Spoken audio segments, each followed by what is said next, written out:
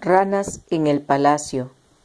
Pocos días más tarde, Moisés y Aarón fueron otra vez a ver al faraón. Tan pronto como él los vio, les ordenó que realizaran un milagro para demostrar el poder de su Dios. Inmediatamente, Aarón arrojó su cayado en presencia del faraón y la vara se convirtió en una serpiente. El rey quedó impresionado, pero no estuvo dispuesto a admitir que esa era una señal del poder del Dios de los hebreos. Pensó que se trataba solo de magia. Llamando a sus magos, les mandó que hicieran la misma prueba, y los magos pudieron hacerla, al menos en apariencia. Cuando arrojaron sus bastones al suelo, estos parecieron convertirse en serpientes. Imagínate, ahora había varias serpientes arrastrándose por todas partes. En ese momento el faraón debe haber pensado que Moisés y Aarón no eran más que un par de hábiles hechiceros. Sin embargo, enseguida sucedió algo extraño. La serpiente de Aarón se acercó a una de las otras y se las tragó. Después se comió otra y otra, hasta que hizo desaparecer a todas. Cuando la última desapareció, Aarón tomó su serpiente por la cola y se volvió a convertir en cayado. Ese desenlace de la prueba le llamó mucho la atención al rey, especialmente al contemplar lo confundidos que parecían sus magos sin los bastones. Pero la Biblia dice que el faraón endureció su corazón y no quiso conceder a Moisés y a Aarón lo que le solicitaban. A la mañana siguiente, cuando el faraón fue a darse su baño matutino en las aguas del río, se encontró con que Moisés y Aarón estaban esperándolo en la orilla.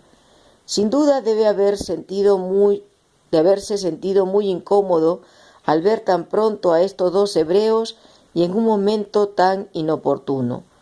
Cuando iba a ordenarles que se retiraran, Aarón le dirigió la palabra en voz alta. Reprimiendo su ira, el rey prestó atención. ¿Qué era lo que le decía el anciano? ¿Podía atreverse a tanto un esclavo hebreo?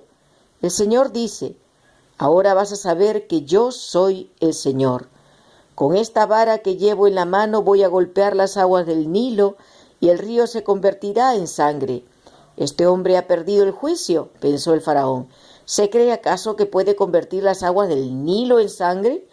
Pero mientras pensaba esto, comenzó a percibir un olor repugnante que venía del río.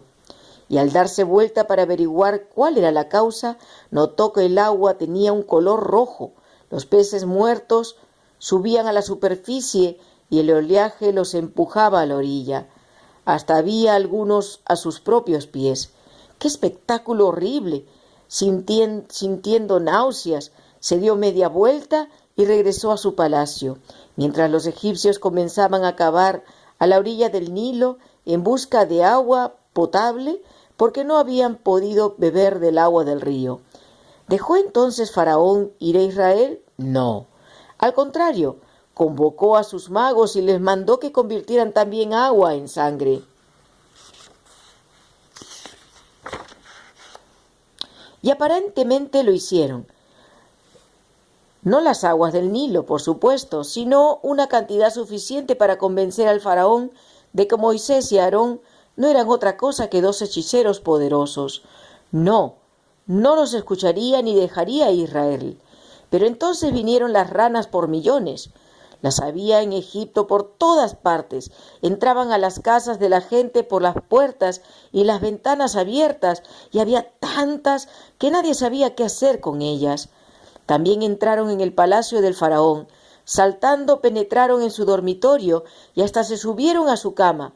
Saltaban en su cocina, entre las ollas y en la masa del pan que el panadero preparaba para él.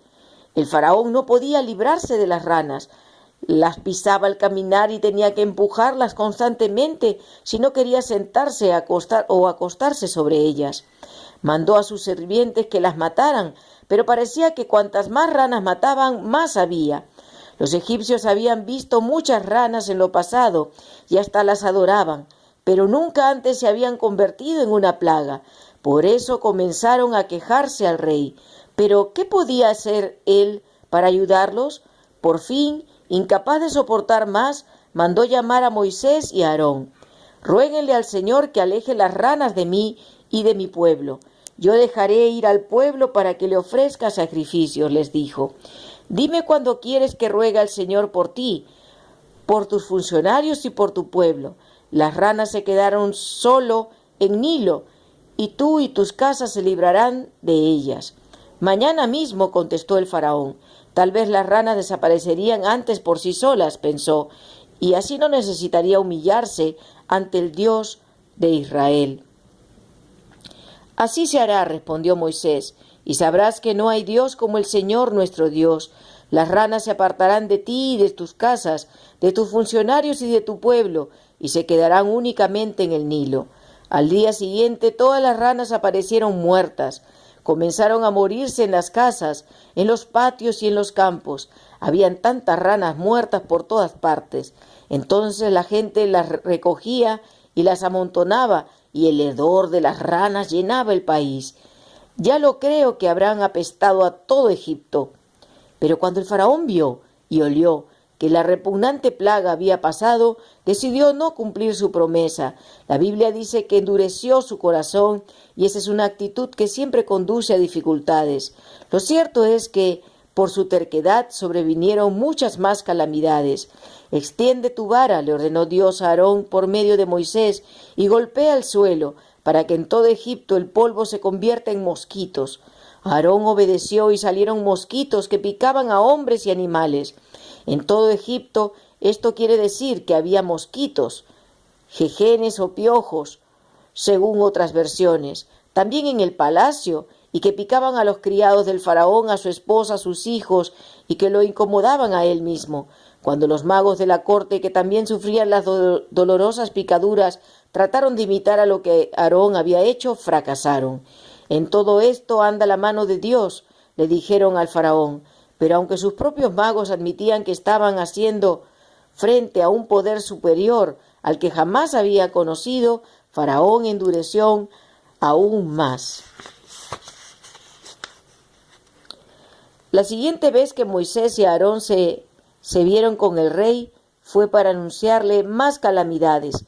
Le dijeron que si no permitía salir a los hijos de Israel, Dios enviaría enjambres de tábanos y se llenarían de ellos todas las casas egipcias y aún el suelo que pisan. Esta vez, sin embargo, se notaría una diferencia entre la tierra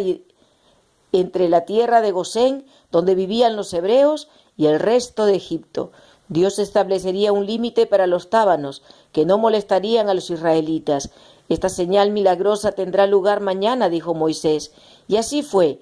A la mañana siguiente había miles y miles de tábanos, enjambres infinitos por todas partes. ¿Y cómo picaban? Los había tantos en el palacio como en la vivienda del egipcio más miserable. Por último, el faraón no pudo soportar más y mandó llamar a Moisés y a Aarón. Vayan y ofrezcan sacrificios a su Dios aquí en el país. Al final estaba dispuesto a permitir que los hebreos realizaran sus sacrificios religiosos, pero debían hacerlos en Egipto. No estaría bien hacerlo así, contestó Moisés. Tenemos que hacer un viaje de 3 días hasta el desierto para ofrecerle sacrificios al Señor nuestro Dios. Está bien, accedió el rey en el colmo de la desesperación. Váyanse, si tienen que hacerlo. Estoy dispuesto a cualquier cosa con tal de librarme de estos malditos tábanos. Moisés le prometió entonces pedirle a Dios que eliminara a los tábanos, pero tan pronto como él y Aarón salieron del palacio, Faraón se retractó de su promesa y no dejó que el pueblo se fuera. Moisés y Aarón deben haberse preguntado qué más tendría que pasar antes de que este hombre obstinado se rindiera ante la voluntad de Dios, pero no tuvieron que esperar mucho.